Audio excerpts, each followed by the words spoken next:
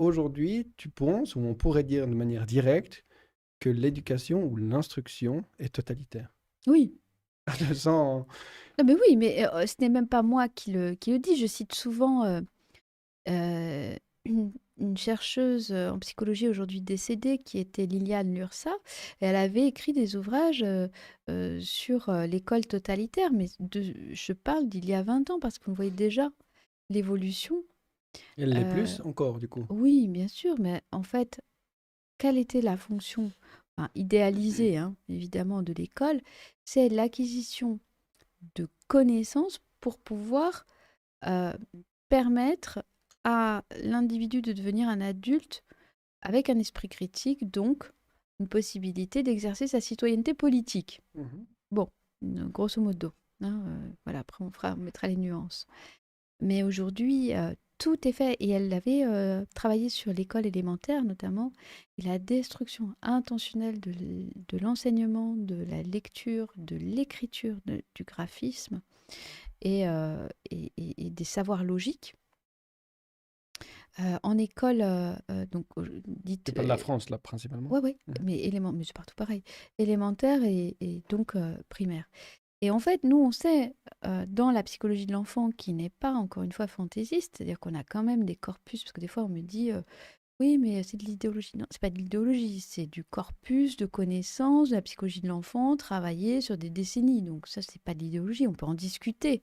Mais il faut quand même prendre connaissance de l'existant. Et dans l'existant, il y a les travaux de Piaget.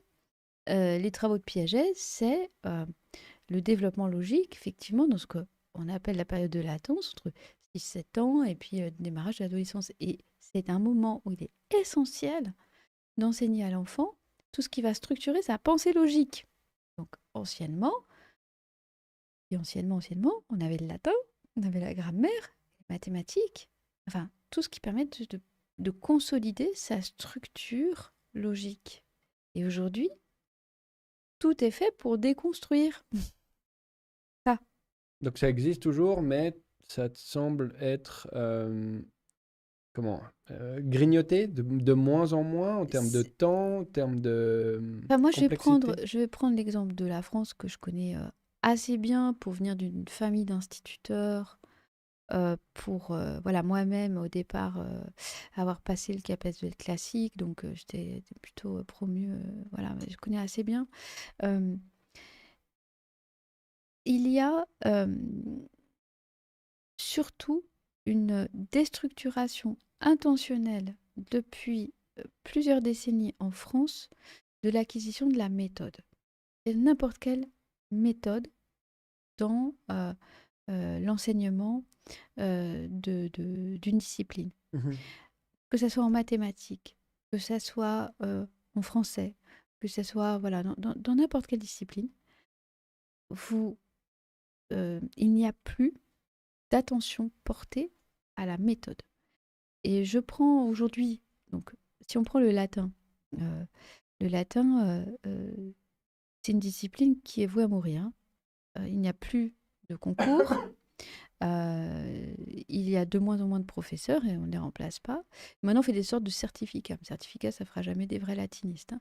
Donc, tout ça, c'est un génocide silencieux du savoir, hein. Donc, puisque on n'a plus voilà, la transmission comme elle se faisait Donc auparavant. tu parles des racines de nouveau Ah bah oui, qui se perdent. absolument. Et je me suis là intéressée euh, à, à ouvrir des cours de latin. Donc, je me suis intéressée à reprendre les anciennes méthodes. Et j'ai constaté une énorme différence entre les manuels d'avant la Seconde Guerre mondiale par rapport à ceux après. Et alors après, on va du déclin en déclin. C'est-à-dire qu'aujourd'hui, euh, j'ai eu accès à un cours de latin de collège. Euh, on ne comprend rien au niveau de la méthode. C'est-à-dire, qu'est-ce que c'est une méthode? Une méthode, elle va t'amener petit à petit par l'acquisition de, de points simples et euh, circonstanciés à acquérir des points de plus en plus complexes. Et donc, je vois que tout est mélangé aujourd'hui, c'est-à-dire qu'on va mélanger le verbe avec les noms. Enfin, donc, du coup, on ne va plus partir du simple désagréable, parce qu'il va falloir apprendre par cœur, parce qu'il va falloir arrêter d'être démagogique, d'être démagogue, pardon, et de faire de la démagogie. Donc, euh, tout est, toute la transmission du savoir aujourd'hui, c'est l'élève ne doit pas s'ennuyer. Donc, c'est les jeux, les QCM, les mots croisés, etc. Et la contrainte nécessaire à l'apprentissage, elle est supprimée. La méthode, c'est-à-dire le chemin qui comprend des expériences désagréables. Si on veut apprendre n'importe quoi d'ailleurs, même à jouer d'un instrument de musique, on va passer par un moment désagréable.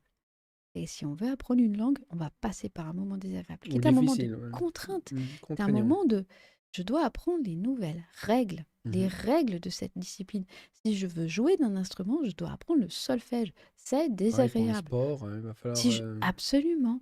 Et on veut supprimer, enfin, il y a en tout cas une démagogie à supprimer ce moment désagréable, mais du coup, il n'y a plus la discipline, il n'y a plus le sens de l'effort. Donc tout ça crée une société et la connaissance elle-même, le savoir n'est pas acquis. Et on tourne en rond. Donc, parce qu'il faut passer par... qui aime la grammaire? Bon, normalement, au départ, c'est pas quelque chose qui nous passionne. Certainement pas quand Surtout on est pas en école enfant, ouais. primaire. Mais absolument. Et c'est essentiel parce que dans cet apprentissage de la grammaire, je vais faire quoi? Je vais déjà prendre du recul par rapport à la phrase que je suis en train de lire, le fameux pas de côté, parce que je ne vais pas l'apprendre comme ça. Je vais observer qu'il y a il y a des fonctions, il y a des places limitées. Le sujet ne peut pas être le complément d'objet. Il est l'un ou l'autre. Alors je fais comment? Voilà, je suis obligée de le limiter, donc je suis obligée de structurer ma pensée. Et aujourd'hui, on est dans une ère de confusion. Mais tout ceci, ceux qui l'ont dénoncé à l'époque ont démontré que ce fut intentionnel et que ça l'est toujours. Et on a l'introduction des écrans à l'école. C'est de la même... Intentionnel dans la dans même le idée. but d'appauvrir et d'abêtir, d'appauvrir sur le plan des outils du jugement critique, voilà, les individus. Donc, de faire en sorte que moi, par exemple, un exemple qui me vient, l'enseignement de la rhétorique. Quand on enseignait la rhétorique, on enseignait l'art de pouvoir identifier dans un discours à quel endroit ce n'est pas logique. Aujourd'hui, c'est le règne des manipulateurs, Ça, c'est sûr. le règne des démagogues. Et on ne le voit pas parce que on n'a plus les outils. Oui, oui. Alors là, pour le